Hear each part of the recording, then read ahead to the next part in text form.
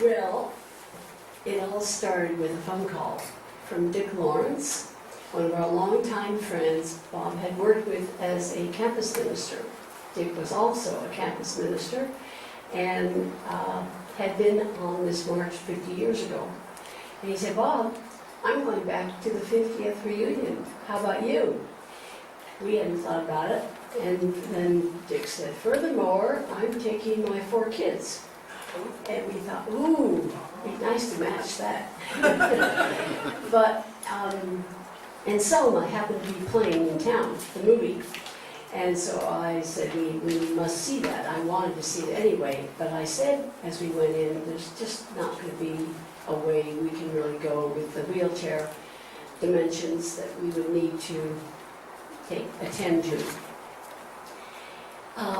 We were very moved by the movie. The movie was quite powerful. As we got into the car, I said, Bob, we have to go. So, I didn't know how that was going to happen, but I just felt it was that strong an urge that we needed to act on it. So, Bob set to making some phone calls, motels. No motels available in Selma or Montgomery.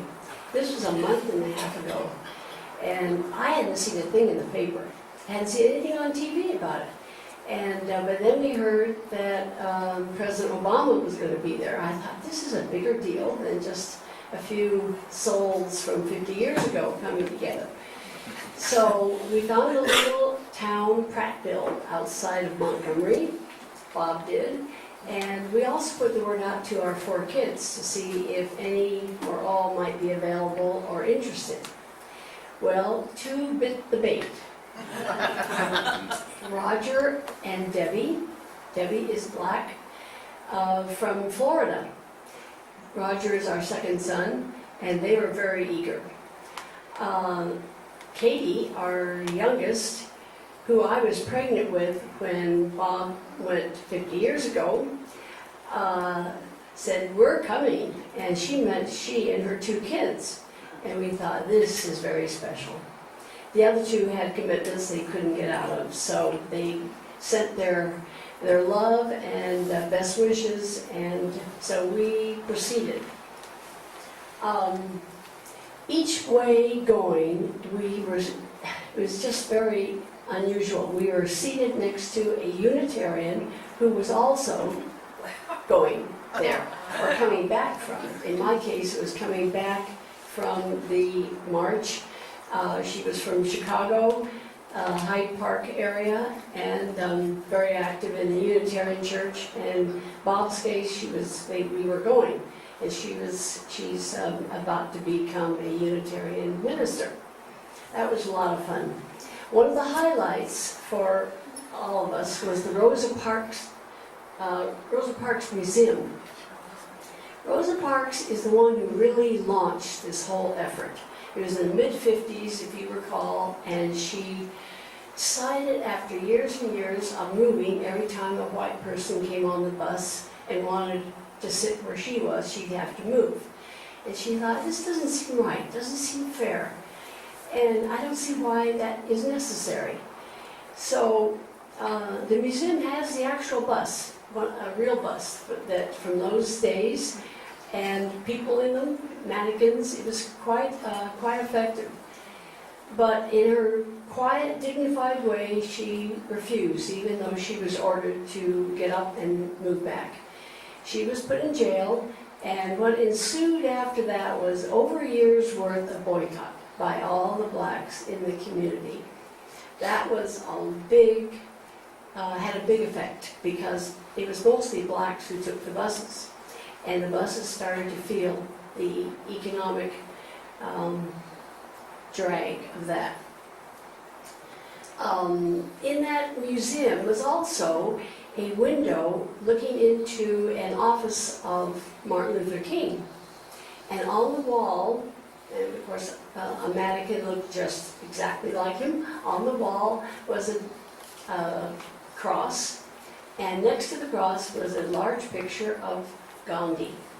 Now, Gandhi had a profound effect on Martin Luther King, and you can see why he he just carried that message throughout his work. One of the fascinating, there's so many things to tell you about. This is called Turning 15 on the Road to Freedom. And in one of the magazines I got about Selma, it's about a woman who was 15, and she turned 15 on that march, and she said that over and over, what was impressed upon her were Martin Luther King's words, steady, loving confrontation. And she repeated that to herself all the time because she became part of this march. And she was jailed, I think she said 9 times before she turned 15. And for this very patient, quiet resistance. My first impressions of Selma was deep poverty. It's just incredible. It's almost like a third world in some parts of the town. Throughout downtown Selma, broken and boarded up windows where people are living. And many of these homes look like, if you've ever been to New Orleans, very lovely, with the intricate wrought iron balconies, but tumbling down. Lots of those homes are in evidence. Quite a bit of trash on the streets, and even the street signs are faded or missing. It looks like a town that once was thriving. And just something before I turn it over to Bob, this is if any of you get this UU World, this has a fabulous article. The Radical King We Don't Know, I think this is the one, as a snapshot of Selma. Oh, I'm mistaken. This is from the Christian Science Monitor Weekly. There's another one in the UU. But the snapshot of Selma, it goes like this. Population, 20,000 people. The racial mix is 80% black and 18% white. Now, when Bob was there 50 years ago, it was 50-50. So they call it white flight. And that's what's happened to Selma. Persons living below the poverty level, 41%. Unemployment rate, 10%. The national average is 5%. The largest industrial employer in the area is International Paper Company. And the civil rights history, I really wasn't aware of this until recently. There were 3 marches. The first one on the 7th of March, 1965, which they call Bloody Sunday. And that's where they had this major confrontation with all the members of the local posse and sheriffs and so forth. On March 9th, 2 days later, was known as Turnaround Tuesday. Martin Luther King led 2,500 marchers to the summit of the bridge where they knelt and prayed and went back. Our March 21st is the 3rd March, and that's the one that Bob went to. And Martin Luther King led 8,000 marchers. And they were at that time then protected by 2,000 National Guard members on a 5-day, 54-mile march to Montgomery.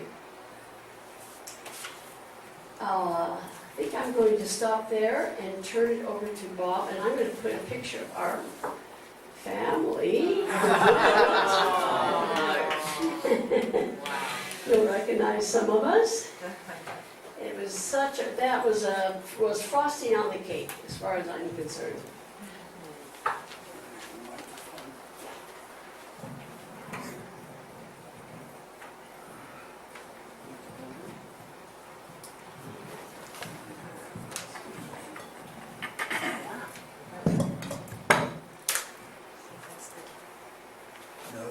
Innovative technology.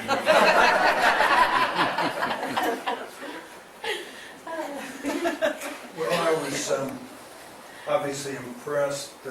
My partner and my angel here said, let's go to Selma. No, she didn't say, she just said, we're going. And Okay. that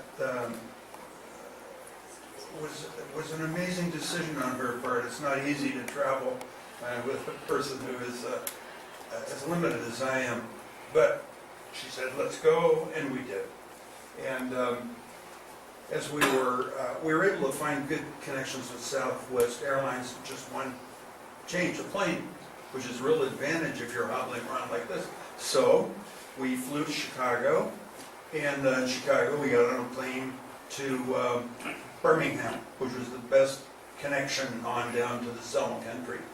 Well, we got on the plane, and they let us get on first. You know, that's a privilege of the disabled.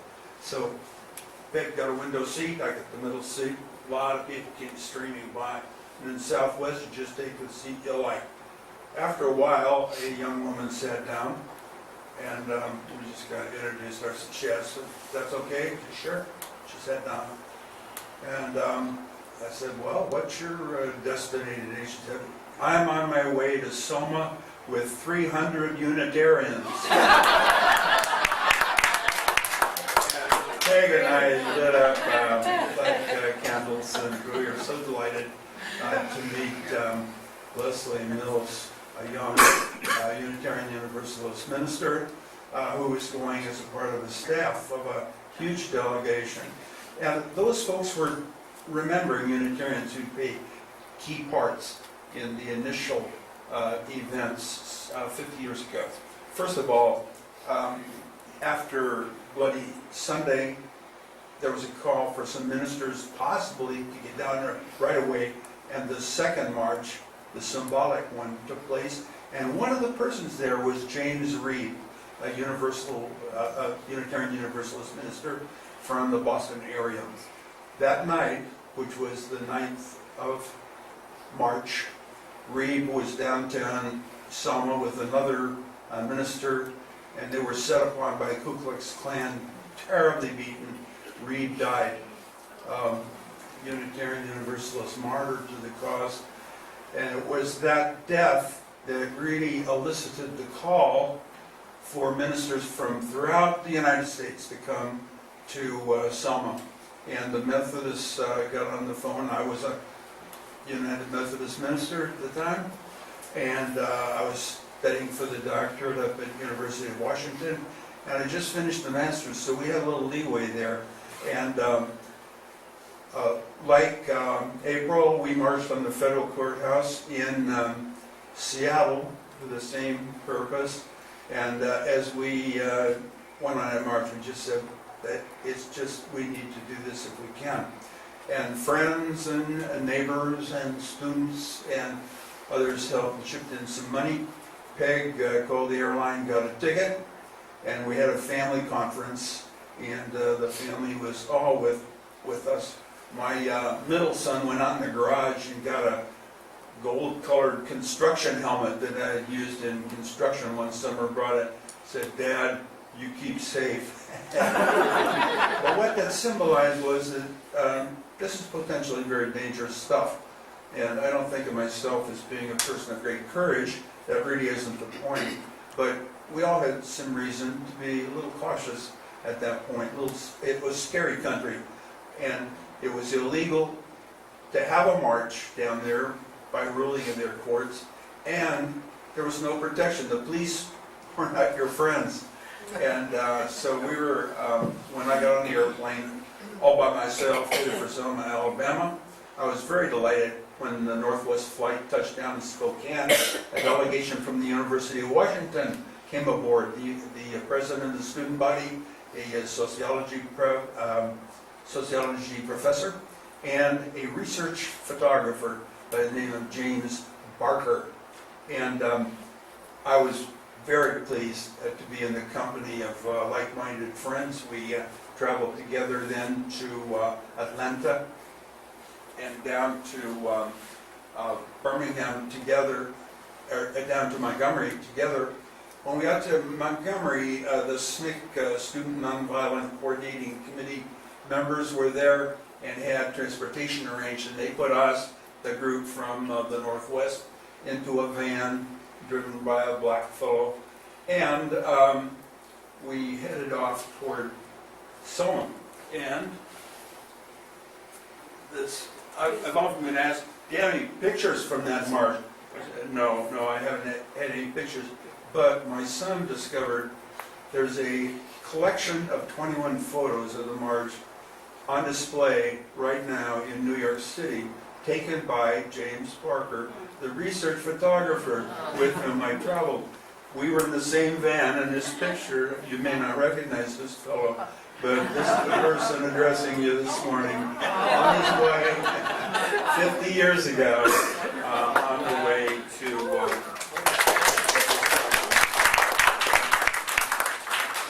so the trip ended in Selma itself. Peg has described it today as a poverty-stricken place. It was a place that was in great, deep fear at that time. We experienced the touch of it in the van on the way when that picture was taken. A state trooper in a Alabama state trooper's car with a Confederate flag in the front was driving in the divided highway in the opposite direction. One drove through the grassy area and followed us in a highly intimidating fashion. He wasn't there to protect us. It was pretty clear. There was a very hostile environment in Selma. You couldn't go walking around in town. It was Saturday night when we got there, and this is when the hillbillies come in, the rowdies, the rednecks, the tough guys get liquored up and just have a marvelous time in town. It's not a good time for a demonstrator from Seattle to be out and about. So I slept on the floor of a little Baptist church nearby, and then the next morning was, and then that night we did get a ride downtown and heard some of the finest preaching one would ever hear at the Brown Memorial Chapel. People like Andrew Young, John Lewis, James Bevel, just eloquent people. The preceding factor calling this march into being was the death of a young black person in Marion, Alabama, just a short distance from Selma. He had been in a demonstration trying to vote, and the police came and chased him into a little restaurant. He was there with his mother trying to protect her from the police, and they shot him dead right there. And the people who'd been leading the effort said, "We are going to take the body of Jimmie Lee Jackson to Montgomery and present him to the governor." And that was the impetus for the march that I was privileged to be part of. Now, George Wallace was the governor of Alabama at the time, and Wallace said, "That march will get to Montgomery only over my dead body." And there were a number of folks who thought that wasn't a bad idea. But it was not the theme of the leadership, as Peg has pointed out. Mahatma Gandhi's non-violence, which was so powerful in India, was the underscoring method here. On the morning of the march, I had been assigned to a group of people who were going to be marshals on this march, and we were to march on the outside. The idea was that we would protect black people who were marching for their own rights. Well, the memory of James Reeb was alive and well in that beautiful service that night. It was so powerful, so powerful. The next morning, people were ready to go. It was a great day, My little group of 10 of us, in group 8 of the marshals were trained by the SNCC workers whose experience of nonviolence was clearly testified to by the bullet holes in their vehicles. They had been through it. The scars on their bodies were evident. And our message from them was simple. If you can respond nonviolently to whatever happens, you're good to go. Otherwise, thanks for coming, leave now. It was just that dynamic. Well, as we started on our march to Montgomery, we had to go over that same bloody bridge, Edmund Pettus Bridge.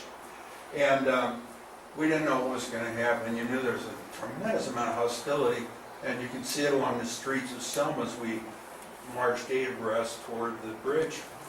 There was music playing. Dixie could be heard on phonographs. You could hear some remarks. There were priests and nuns in the group, and you could hear, "Where did you rent that nun suit?" You know, just despicable kinds of comments. And I will never forget the very attractive Southern belle with a child in her arms giving us the finger as we went by. Those are impressions. They're, in a way, they're symbolic of deep, deep hatred that doesn't have a simple solution. President Johnson, to his eternal credit, had mobilized the Alabama National Guard the night before, along with 2,000 regular troops. We did not know that when we went to Selma. We didn't know it even the day before, but it happened, and we were appreciative of having these tall, handsome, young soldiers with Confederate flags on their uniform and guns with real ammunition and bayonets staring at us with stern apprehension and without any cheerful greeting to the state of Alabama, but they were our protection. And we had marched on, and the road narrowed, and a group of 300 out of the first probably 3,500 of us who went across the bridge that day, a smaller group marched on toward Montgomery, and then as it got closer, we all participated again, and it was an amazing experience to close in to Montgomery, because the black people in that region were so pleased, triumphant, so just genuinely thrilled that the message that they had a right to vote was being forcefully carried out in public without everybody being sent to jail, and they had suffered grievously. The night before we marched into the city, I stayed at a convent in the city of St. Jude, being very grateful for the presence of the Roman Catholics at the edge of the city of Montgomery. And it was there that a huge entertainment was held, and the likes of Peter, Paul, and Mary, and who all, you just, it would be a ticket you couldn't pay for. And the theme, as it had been the theme all along, was, we're here to drain the hate from Alabama. That's, the humor was about that, the music, the singing. We're here to drain the hate from Alabama. And that was the very pragmatic application of the nonviolent philosophy to that tempestuous situation. The central role of religion, and particularly as we look back on it, the role of religion in that whole period, in that whole movement, in the march itself, and in the period leading up to the present, the role of religion was more significant than one might think. The SNCC workers weren't particularly motivated by religious concepts, other than the kind of pillars that we honor here as Unitarians. I mean, they were humanitarians, they cared about education, they cared about equality, about democracy, all the things we cared about. But it was the black leaders and the black folk who repaired to the Bible and to their hymnals for sustenance. And later, as we draw near the end of the service, we're going to sing a hymn And I think it's characteristic of the mood of the folk that I was with on that trip and who were being entertained that night on the edge of Montgomery. Precious Lord, take my hand, lead me on, let me stand. I'm tired, I'm weak, I am worn. Through the storm, through the night, lead me on to the height. Take my hand, precious Lord, lead me home. That's a song of hope, isn't it? It's a positive song. And the theme of love, the theme of hope that is so palpable in the New Testament was very much evident in the preaching and in the leadership of this movement. And it's there today as we heard the preaching outside the same church, the Brown Memorial Church. When we got there a week ago right now, we were there outside of this church where I had heard such wonderful preaching. And again, the likes of Alman Sharpton and many others, gifted orators and people who were steeped in the biblical tradition. We heard the Attorney General, the son of Martin Luther King. We were outside, the church was so jammed, and there was a huge television up there. But one thing that I noticed there that one would never have guessed 50 years ago, there were Alabama state troopers there to keep order and help us. Ah, what a revelation. And some of those folk were black. I mean, genuinely black Alabama troopers. That was just phenomenal. So the march on in the next day into Montgomery was something that one will never forget.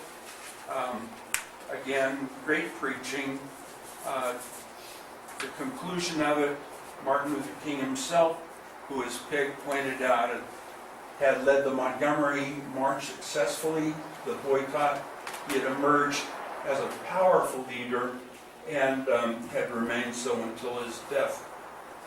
Martin Luther King took the pulpit at the foot of the stairs leading into the Alabama State House. We assume George Wallace was up there behind a curtain listening. His sermon, How Long, is one that I'll never forget.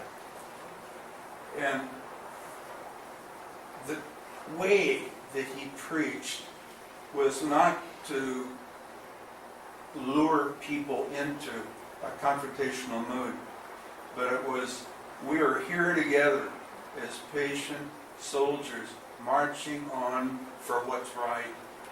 How long will it take us to realize the promise of justice in our society? I come to say to you this afternoon, however difficult the moment, however frustrating the hour, it will not be long, because truth pressed to the earth will rise again. How long? Not long, because my eyes have seen the glory of the coming of the Lord. His truth is marching on. Powerful stuff. And then the march was over. The Alabama National Guard went home. The rednecks remained. I was alone downtown. I wanted to get back to the city of St. Jude. I was hot. Went into a Shell station that advertised Coke on the outside. Had my quarter in hand. And as I approached the machine, a big, rather burly type said, this machine is only for white folks. Wow, I had been shielded all my life from an experience like that. And there it was. Just a tiny fragment of what happened every day in the lives of folks who live in that climate. Well, how long? something did happen very shortly after the march, and probably as a result of the march. The Voter Right Act of 1965 was passed, and it prohibited discriminating against people in voting on the basis of race. And the right to vote seemed affirmed at that point. But I'm sad to say that the battle is not over. The races in Selma live fundamentally apart. Black kids are in the public schools, and the white kids tend to be found in private, all-white academies. Prejudice in our country is still strong. The Ferguson Police Department, in the report issued this week, is just rife with racial discriminatory attitudes. The Oklahoma State University this week expelled the SAEs for singing songs that talked about lynching black people and using the most hateful names for them. These are our young people, our people being educated for leadership roles. No, the battle isn't over, and the right to vote is still under attack. In 2013, a horrible decision came down 5-4 from the U.S. Supreme Court. Shelby versus Holder struck down a key portion of that act of 1965, which allowed the federal government to judge any change that a state, that specified states might make, which would have the effect of limiting people on the basis of race. And the Supreme Court found that the evidence of discrimination had limited so much during 50 years, or 47, whatever it was, that we didn't need that protection anymore. And one of the speakers that we heard in Selma said, yeah, this is like being in a rainstorm and having an umbrella over you and saying after the afternoon and you're still dry. You're dry, you don't need the umbrella over your head anymore. We'll take the umbrella away, and they did. There is a chance to remedy that situation. There is, at this moment, in the House of Representatives, a bill which would, in fact, restore the ability of the federal government to limit states from discriminating against voters. And this House of Representatives Bill 885 has been referred just last month to the House Judiciary Committee. The Senate is in a position to pass similar legislation. The truth of the matter, however, is that these remedies have very little chance in a Republican-led legislature, because it's been largely Republican leadership that has wanted to limit the vote of black people and old people and many others who would tend to vote on the Democrat side. The denial of fundamental right to vote being their goal. And they don't want to be embarrassed by having to vote on this matter. You can all play a hand if you wish. Call your senator, write to them, email them, your senator, your representative, and say, you know, this preventive measure has to be restored in order for the voting right that was guaranteed in 1965 applies today. 50 years later, we're still having to battle, and it's not an easy battle, and these battles are not carefully won. In his address at the Edmund Pettus Bridge, and Pig and I were privileged to be probably within 15 to 20 feet of the president as he spoke.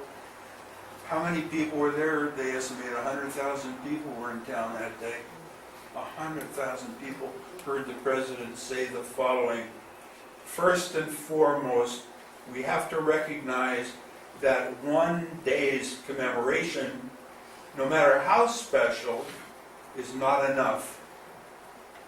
If Selma taught us anything, the president said, it's that our work is never done. The American experiment in self-government gives work and purpose to each generation. So said our black president.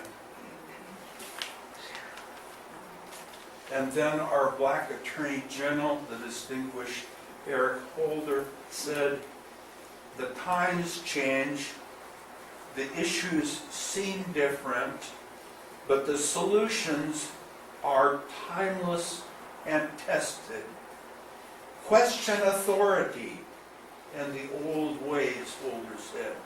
Work, struggle, challenge entrenched power. Persevere, overcome. Thank you.